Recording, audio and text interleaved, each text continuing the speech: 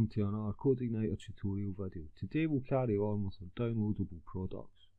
Now if we look in PHP MyAdmin, in our last video we added the relevant fields in our products table and in our ordered products table as well.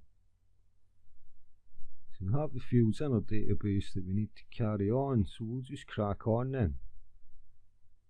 If we come into application, views, we'll start in our product view and we'll add in the ability to include a downloadable product. So application views, default, and we'll open our product.php. So if we open product.php, and if we come down the page where we have our hidden fields, we want to add in one more to this, so we can just copy this line right here.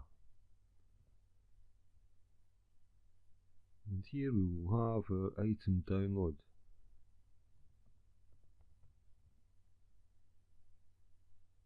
And the ID will be item download as well.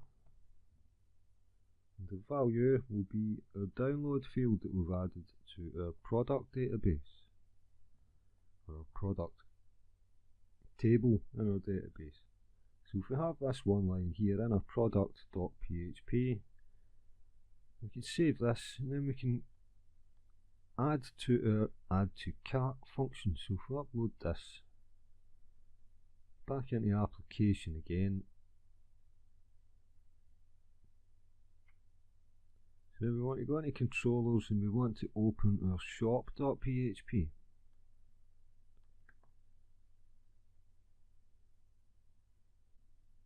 If we come into our shop.php and then come down to our add cart function, see here in line 147, our function add item, we want to add our download to this. So if we just copy one line,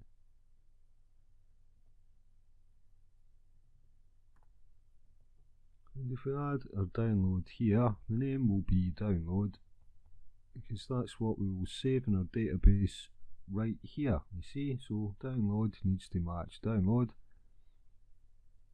and this should be item download as it states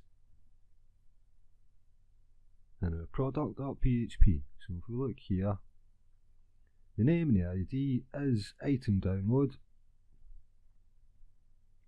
which we have right here, and the field we will be saving this in will be called download, which we have here and right here.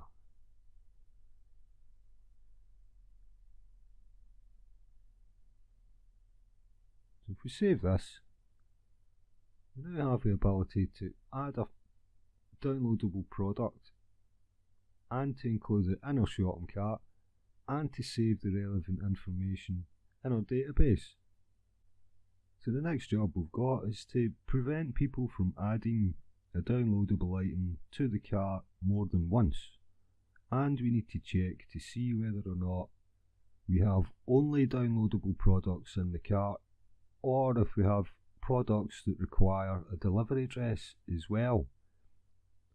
Now if we are required to give a delivery address, we need to make sure we prompt for that. But if we only have downloadable items in our cart, then we don't need an address. We don't need any delivery address if we don't actually intend to deliver any physical products. So the next job is to make sure our cart takes account of that. And we'll do that in the next video. So if you enjoyed this video, please click subscribe and I'll see you again next time. Thank you.